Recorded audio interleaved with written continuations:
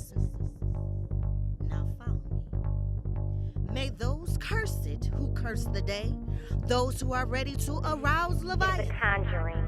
Thou breakest the heads of Leviathan in pieces, and gavest him to be meat to the people inhabiting the wilderness.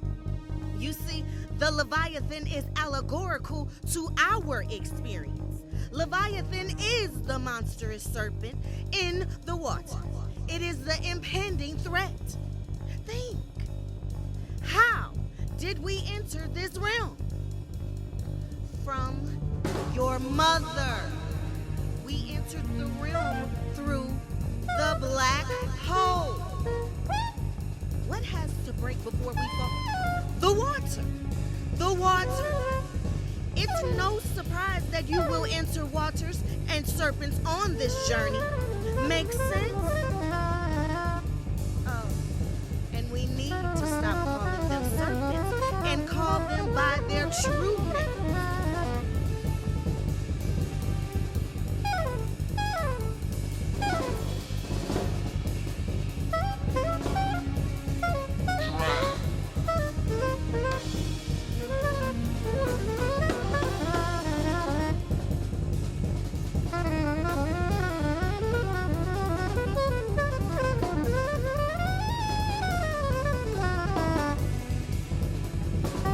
So when I would go places, people would be like, yo, where you from? Well, I have family Up south. and I have family down north. Mic check, 1 2 1 2. Why did I just find out that the map we've been looking at all this time is upside down? Yeah, check this out. See, this is the map that our ancestors used to use. This is the map that our colonizers taught us how to do. Now, I know you're probably wondering, like, okay, and is this even really a big deal? Yes, it is a big deal. Because this is the true above, the true north. This is the true south, the true below.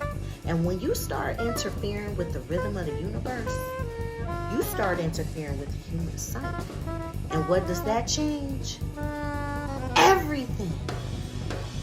Prior to this particular creation, which is about 14 billion years, we inhabited several primal worlds that existed about 14 billion years prior to its falling or demise. You see what I'm saying? So we existed in these particular primal worlds. And those particular primal worlds were these high superior deities. And these high superior deities, in so many words, got old and started falling asleep or losing power. Their children rose up, which would be the gods that exist today, the ones we worship. Their children, those primal deities or entities, children rose up and thrust their parents into a physical existence, and they became humans. So we are the parents of the gods that we worship today.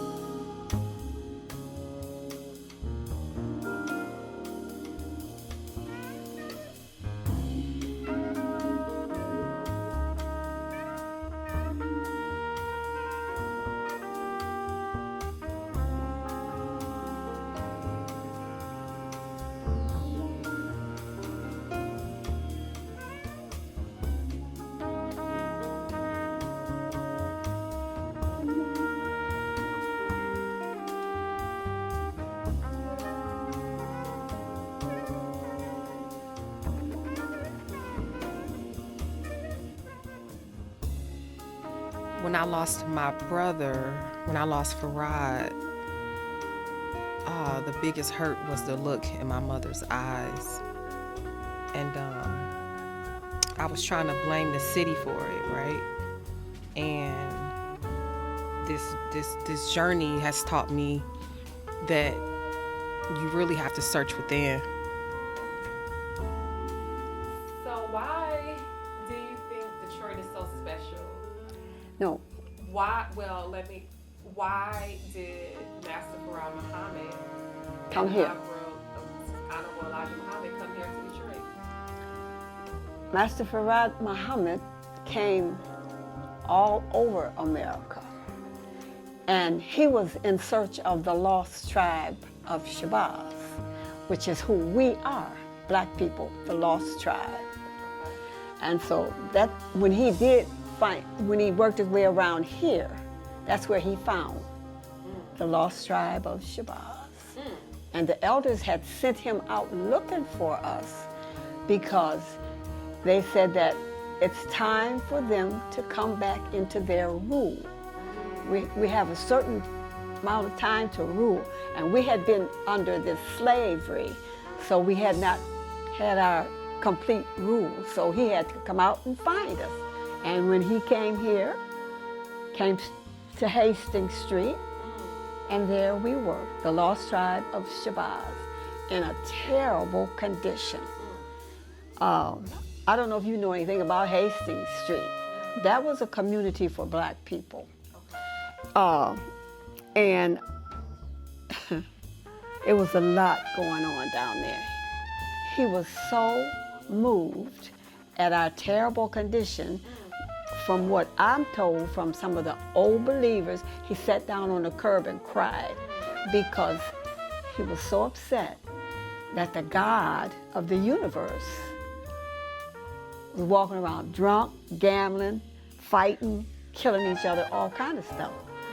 So that's where he started teaching. And he would go around to different homes, people would have him in, and he, would teach them who they were, and how wrong they had been, so on and so forth. So that's why Detroit is known, one of the reasons, because they opened the first temple here on, what's that street? Down there by, not Northern School, Central. Okay. And so it went from there. Okay.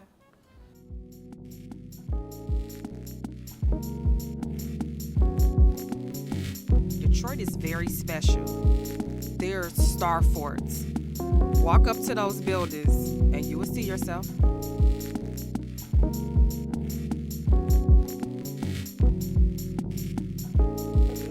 It's a conjuring. This is a conjuring.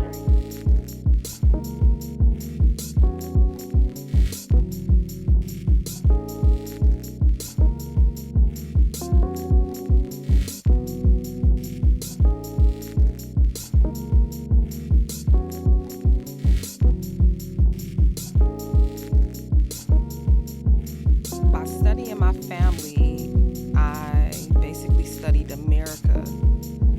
There's been this dismissal of validity of the mythos we've heard growing up. And now I have to reevaluate that. Maybe these mythos weren't just myth. Maybe there's some truth to it.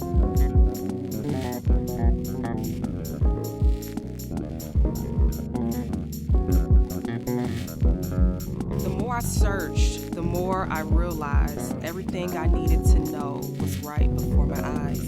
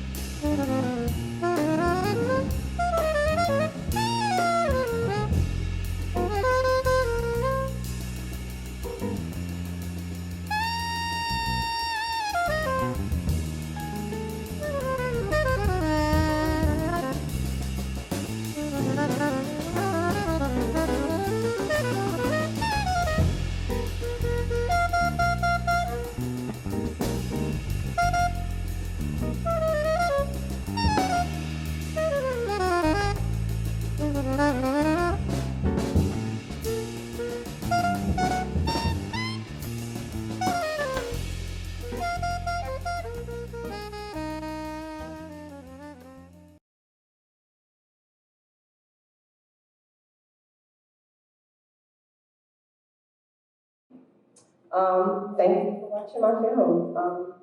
Want to kick it off with the film, Ellen? So, hey everybody, I'm Darren Brown. I'm cinematographer of the film. Yes, and this is Chloe Crowley. I'm sorry, I Oh, got you good? No. the panel. This is Chloe Crowley. Sorry. Chloe Crowley, one of the choreographers, and Darren Brown, who's the cinematographer for this. So, okay. So, yeah, the film, I have the pleasure of actually assisting Jamea with the film. And it was a great journey. The journey actually started with the painting and her actually expressing how she wanted this film to reflect the painting and give it visual emotion, moving emotion. And, so for me, it was a journey because I wanted to understand her process, but also have her create her process. And me being a filmmaker as well, I didn't want to get into the process of actually like putting, what I do into the film. So, we worked great together. She, sat back, understood, had me understand. So it was really, composed from just her feeling about the painting. You know what I mean? When we did the choreography was a feeling from the painting. The way that it was shot was a feeling from the painting. The origins of the migration and origins from, the dance and everything that, her roots from Detroit down south. So, just be mindful of that. But with that being said, This is my first time doing a film, by the way, just to interject. So I had to go from like being a painter working in 2 days to saying, okay, like how is this going to translate this work? And so part of this process for me, and I wrote about it when I kind of had to post about this, was teamwork. Like that was one of the biggest differences with being in the studio. Being an artist it's a lonely road. Just hours in the studio by myself. So this process really forced me to kind of open up and trust, the team, the choreographers, the cinematographers, to say, hey, am I crazy? Is this all going to make sense? And so,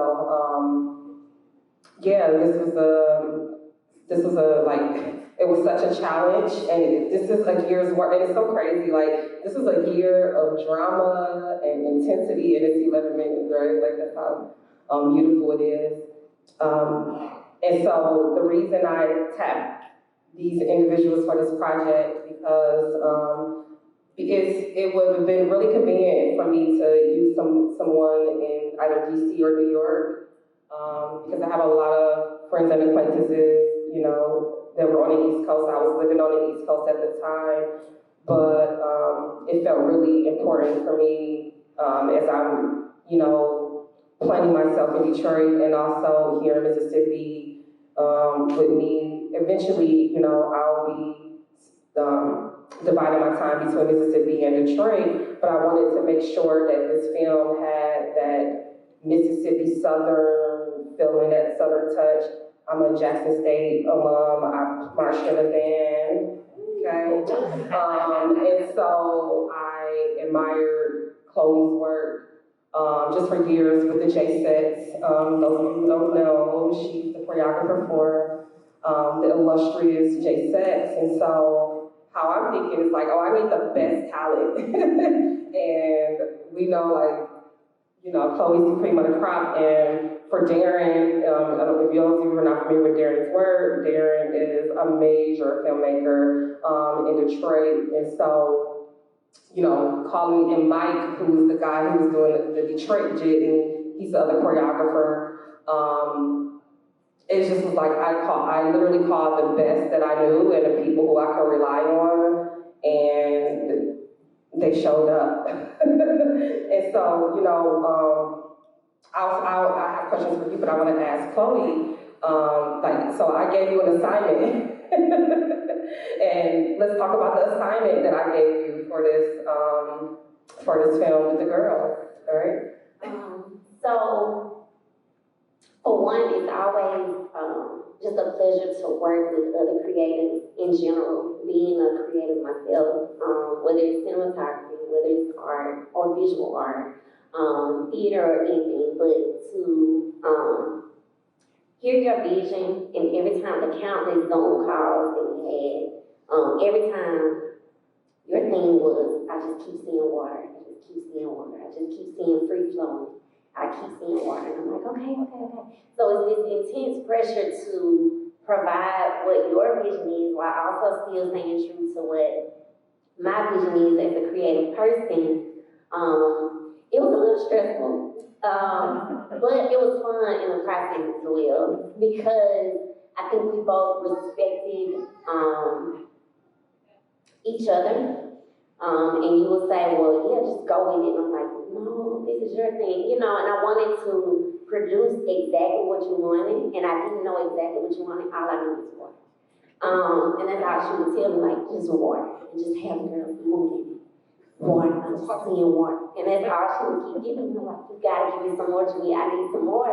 But it was so fulfilling to be able to still be creating myself and to give you what you asked for. So, and then for me, the Great Migration spoke to me because, of course, with all Black families, we have people all over the country where we have people in places that we've never heard of. And so to start the girls together and then move one away and bring that one back, and then move two away and bring three back. Just a continuous moving piece, I think. It was just really fun for everybody involved. Stressful, and then we had Darren who's tasked to shoot the water, because we came to Mississippi, we shot the girls here in Mississippi, and I don't even know what I told you, I just don't need to be fired. You have these beautiful, athletic women, Right. And Yeah, so, mic check, mic check. Love. So yeah, when she came to me, she said, hey, I just need this to be great. So I mean, I think when we talk about water and water and being a fluid, I think we work together very fluidly. You got three artists that specializes in exactly what they do. So one of the things is just when it comes to film, just the process of making film is art itself.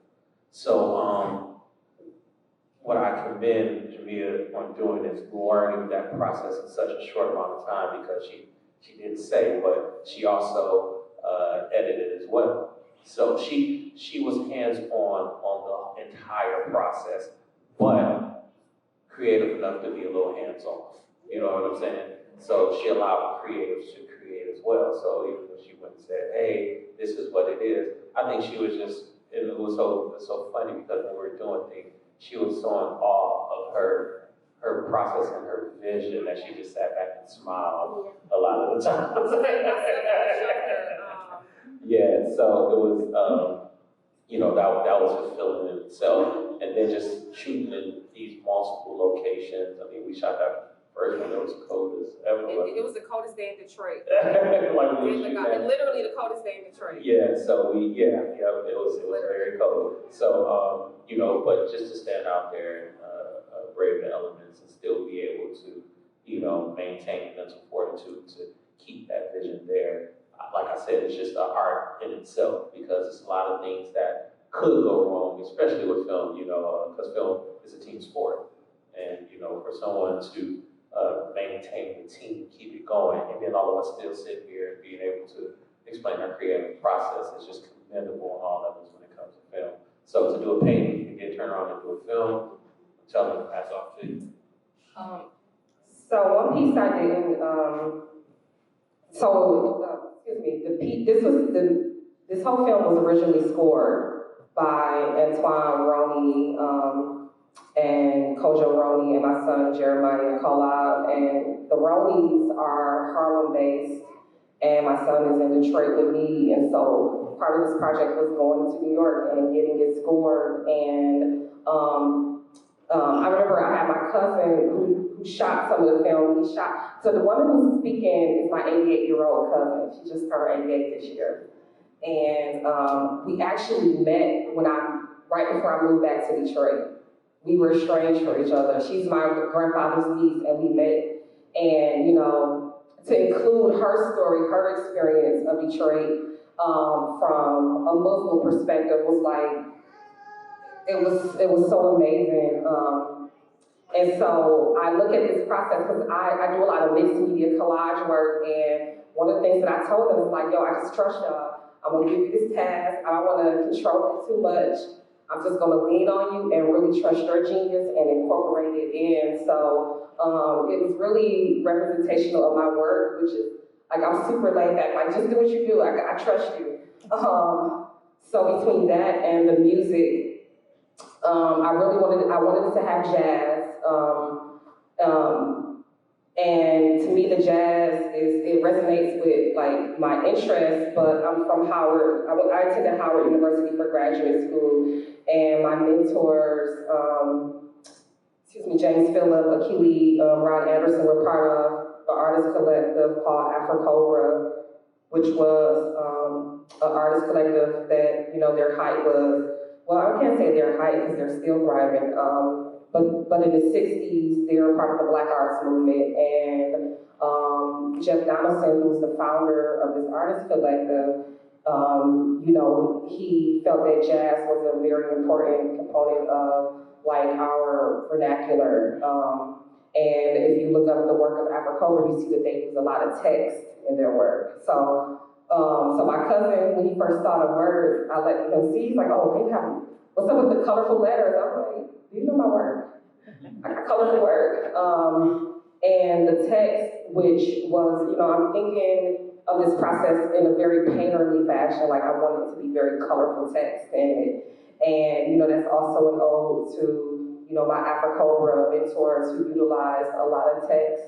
So I just was thinking, when I was thinking of this piece, I was thinking in terms of textures, lots of textures, and I designed all of the costumes, so I was just thinking textures and movement, very vague, but it worked out. So, you know, it was really a privilege to, and I keep throwing this G word around a lot, is genius. You know, I realized that I'm just really surrounded by a lot of genius, and to incorporate your vision and, you know, your art, your craft into my work is just, it just worked out, so, yeah. Okay. That's it. If y'all have any questions, because I know y'all probably have questions about this film, I will say this, you have a question? Nope. Oh, okay. You have a question? Go ahead. So you brought in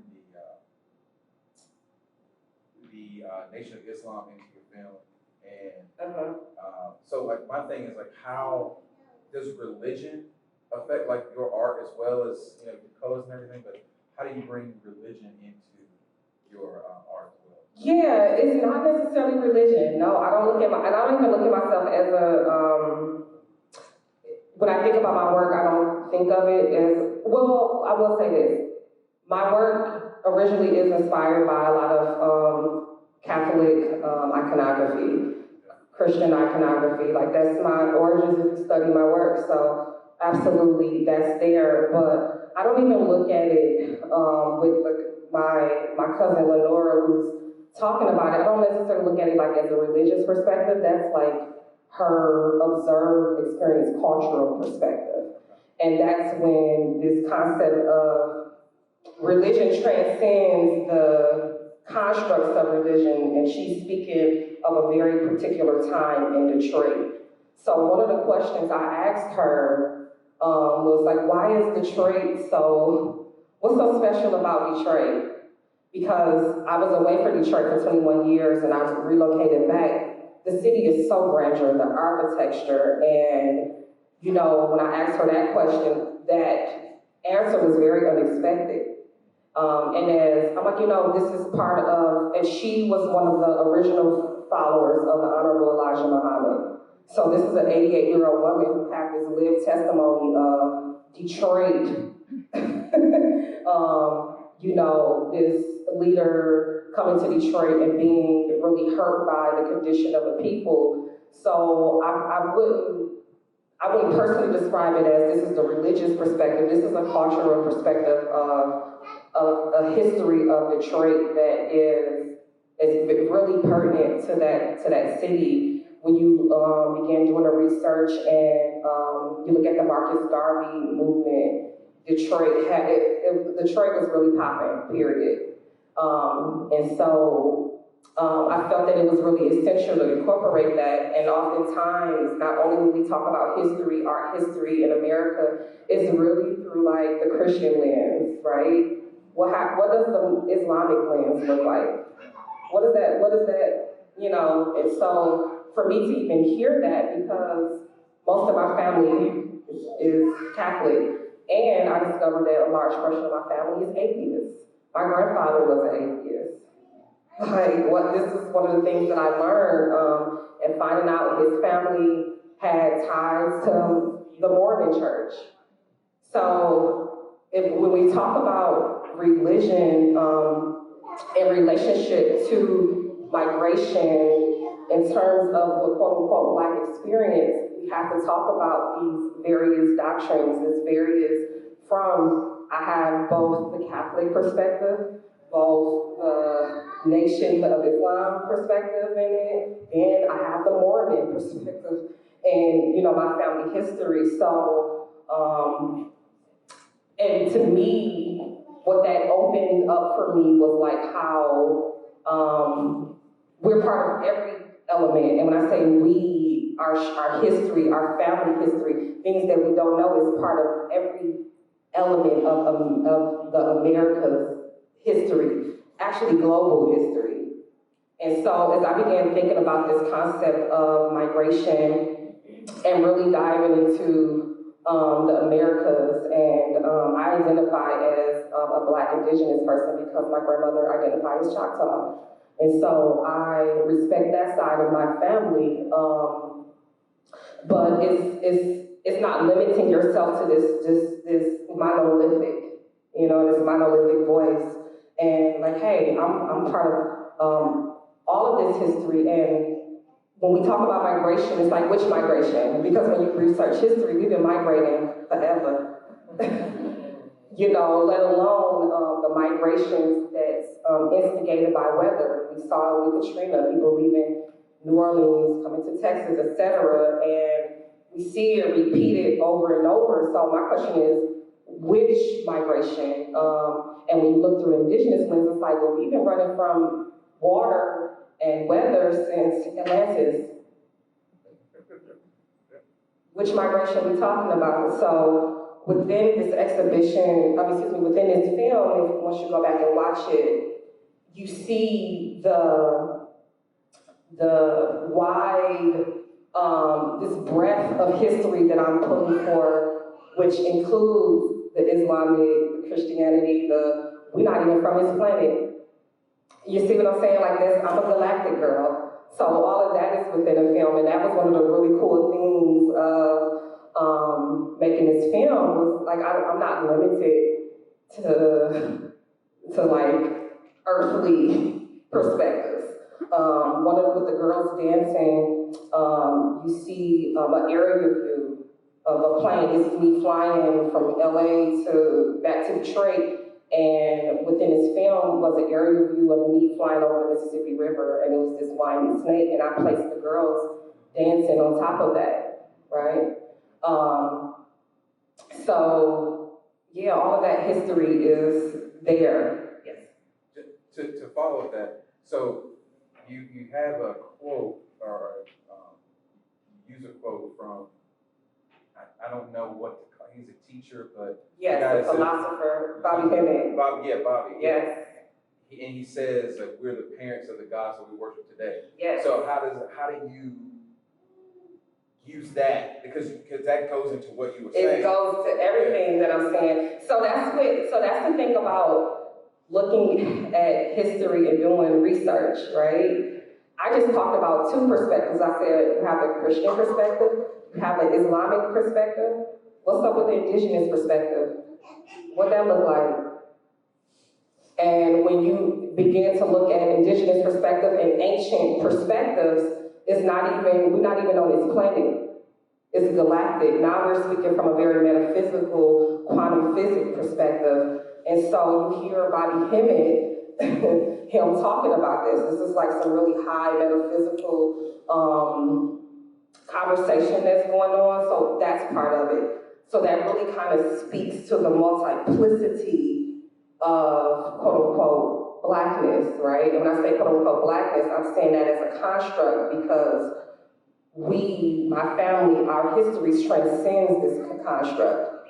It is, we talk about religions, but it transcends religions. Now we speak in metaphysics. Then you have biology. There's so many layers to this. And so, so I incorporate all of that while still talking about my family story. My brother was murdered in 2014, right? My brother, whose name is Farad. And I talk about dealing with that and my relationship to the city of Detroit with kind of resolving that my brother's murder, but my brother happens to be named after the Master Farad Muhammad. So we have this very cyclical, these cyclical histories that's happening simultaneously while utilizing the snake as a metaphor, which you look at the painting of my painting in the gallery, the snake's tail is in his mouth. And that also speaks of how cyclical, how everything is related, I think from not to get too kind of out there, but we tend to separate everything. But the reality of it is, even from a quantum physics perspective, we're all literally related, we're all connected. And so, including Bobby Hemmett, a clip of him speaking this very metaphysical talk, it was like a way to tie in these other perspectives that I'm thinking about as a practitioner, with me feeling a little bit congested or claustrophobic by the box of quote-unquote blackness, right? And to say, hey, I have an opportunity to stretch, and what is beyond me, what is my story as a light being, right? Beyond being a human. So it's it's always levels to this conversation. How I'm thinking, I'm really far out there, but I have to bring it back to the planet Earth, right? So I hope I answered your question. Okay. A lot of dancers in my family. I grew up dancing competitively, and it just made sense. I was in a band, marching, and when I would see just the J sets and being a part of that band culture in the South, I realized that this is bigger than HBCU culture. This is something deeper than that that I can't fully articulate, but I'm starting to understand that now. But I feel like dance had to be told, and so from the J sets, they had the serpent on their costume, and as Chloe said, you were saying how you were thinking of water and migration, but I was thinking of the snake as well, the serpent, the girls as a serpent. If you look at Mike, who's the guy who's jitting, which is a Detroit dance, a Detroit style of footwork, he has the serpent on his sweater, and he has the fringe, which to me evokes the sense of a dragon. And when you're doing that aerial view, you literally see the ground shaking. It's he felt like this giant, and my mother and uncle, they're holding hands, they're also the serpent. This link, right? So throughout the film, the serpent is present, So I thought that was cool,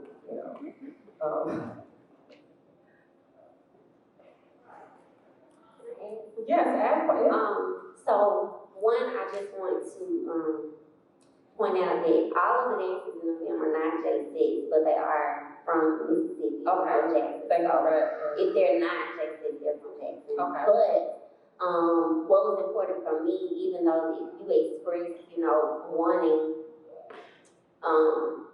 talented dancers, It's a bit of technique, it's a bit voguing, just a lot of different elements of dance put into one piece, which I also think speaks to us as a community as a whole, because, you know, dance travel, like if we just go back to slavery, we were made to perform for masters, you know, and then moving into Master Juba, and then going into disco, and then you have hip hop, and then you have jazz, you know, and it just goes on from 80s to 90s to 2000, 2001 to now 2022. So it comprises a lot of those movements, and I thought that was important too, to show just kind of like you said, just continuous. Yeah, the multiplicity, right? The multiplicity of like